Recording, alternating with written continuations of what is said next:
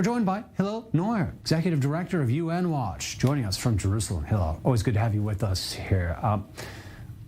To talk about the comments that are in focus here from this commission member here. He told in his Israel Critical podcast, if I had this right, last week, that the quote-unquote Jewish lobby was controlling social media. He was questioned, and also questioned, I think, openly why Israel is even allowed to be a member of the United Nations. Do I have that right? That's right. And David, thank you for having me. You know, this is a critical time for the Human Rights Council of the United Nations. This has never happened before, that in the past several days, we've had 10 countries condemning this UN Commissioner, Milun Kotari, for indeed, as you said, having said, number one, that the Jewish lobby, quote unquote, the Jewish lobby, is controlling social media concerning his issues. And he also questioned the right of Israel to be a member at the United Nations. You have 10 countries on the record: France, Germany, the UK, Austria, the Netherlands, the United States, Canada, the Czech Republic, and others condemning a UN commissioner for anti-Semitism. You have the special envoys of the United States, Deborah Lipstadt and Professor Erwin Kotler, condemning this individual for anti-Semitic remarks. It sounds almost like you're describing a positive turn of events. You have the chairman of the Human Rights Council. It sounds like you're describing a positive turn of events at the UN surrounding Israel, even despite this dark element that we start with here. Is that how you're looking at this? I mean, is this the reaction that basically you and others have been working to build in institutionally, that this type of thing shouldn't be tolerated at the UN, that it should be responded to with a heavy hand and harshly? Is that what happened here? Well, the jury is still out, but you know, it's not only the 10 governments, it's also 2 significant UN officials. The president of the Human Rights Council rejected the attempt by Navi Pillay. She's the chair of the commission. She wrote a letter to the chair saying that Milun Kotari's remarks were misinterpreted, taken out of context, were distorted. And the chairman, the president of the Human Rights Council, Federico Villegas of Argentina, rejected what Pillay wrote, and he said that the comments, a reasonable interpretation, would indicate stigmatization of the Jewish people, which is at the heart of anti-Semitism.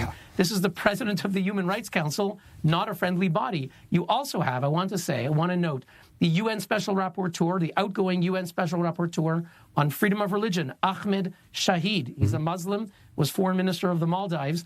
He has said that these tropes, these anti-Semitic tropes, resonate. They are echoing what we heard a year ago from the Pakistani foreign minister when he went on CNN and spoke about Jewish influence, Jews with deep pockets who control the media. By the way, Pakistani foreign minister is the one who sponsored the commission of inquiry that Milun Kotari now belongs to. So there is a certain vicious circle here. But indeed, as you said, we have 10 governments. We have 2 senior UN officials who spoke out. What we don't yet have, we don't yet have the UN Secretary General, Antonio Guterres. He has not said anything. We don't have the High Commissioner for Human Rights, Michelle Bachelet. She so far is silent. We need them to speak out. All of these commissioners are terribly biased. The commission needs to be disbanded now. Does that seem like a likely outcome here from what you know of the UN? Okay, I mean, I want to call out some other issue here. I mean, beside these comments, the commission has this problematic open-ended mandate here. In other words, they're just out there to kind of do whatever they want around this in their analysis. How are you following all the things that emerged towards Israel and the UN? How are you seeing this commission? Well, this commission is perhaps one of the most anti-Israel bodies ever created in the history of the United Nations. Whoa. It has 18 full-time staff who are tasked with collecting evidence to be used in legal tribunals to prosecute Israelis. There is no question that their goal is to declare Israel an apartheid state. That's why they chose Navi Pillay as the chair. She's from South Africa. 2 years ago, she signed a petition to governments lobbying them to, quote, sanction apartheid Israel. Bear in mind, the UN's own rules require independence and impartiality by their commissioners. That includes prior public statements. Each of these individuals, according to the UN's own rules, is completely in breach of the impartiality requirement, and legally, they must step down. How does this happen? I mean, this is a really basic question, perhaps, around this whole story, but looking at this, is this just institutionalized within the UN somehow? I mean, how do these people end up on this commission? it's indeed institutionalized. The heads of the commission, the heads of those who sponsored the resolution were Pakistan and the PLO, an automatic majority of anti-Israel countries, dictatorships. The Human Rights Council is made up of 2/3 dictatorships: China, Cuba, Venezuela, Eritrea, Libya, Pakistan. Wow. They're sitting on the Human Rights Council. They influence things, and sadly, these are the commissioners that they picked deliberately, and that's what we have today. And take a bit of a historical view on this. We see that the letter from the Prime Minister, these condemnations that I was touching on before, these type of sort of group reactions by some of the most prominent countries in the UN here weren't automatic. So many, just really a few years ago, a decade ago. Do you see positive progress in terms of how Israel is able to wage its battles at the UN? I mean, being so outnumbered, as you mentioned, by these major blocs. It's an ongoing challenge, and there's no clear trajectory. Governments that are more friendly to Israel can come and go.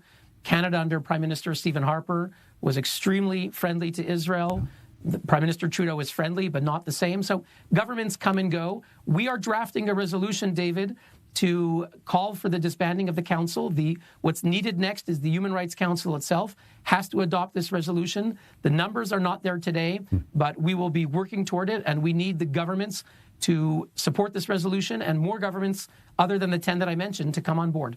So much focus on this commission, but are there other things bubbling up right now at the UN on the Israel side of the issues that we should be watching out for? Well, unfortunately, there always are. Just last week, the Economic and Social Council of the United Nations singled out Israel as the only country in the world that had condemned on women's rights. It accused Israel of violating Palestinians' women's rights. And I do want to salute, actually, Canadian Ambassador Bob Rae, who took the floor quite articulately, as did the UK, to condemn the UN for that absurd singling out of Israel on women's rights. Absolutely absurd. Well, it is, on some level, a shame to see the international, top body of the international world here dealing with issues in this way. But I know that's why you're there, Hillel. So thanks for being with us. Hillel Neuer from UN Watch. Always good to have you on the program.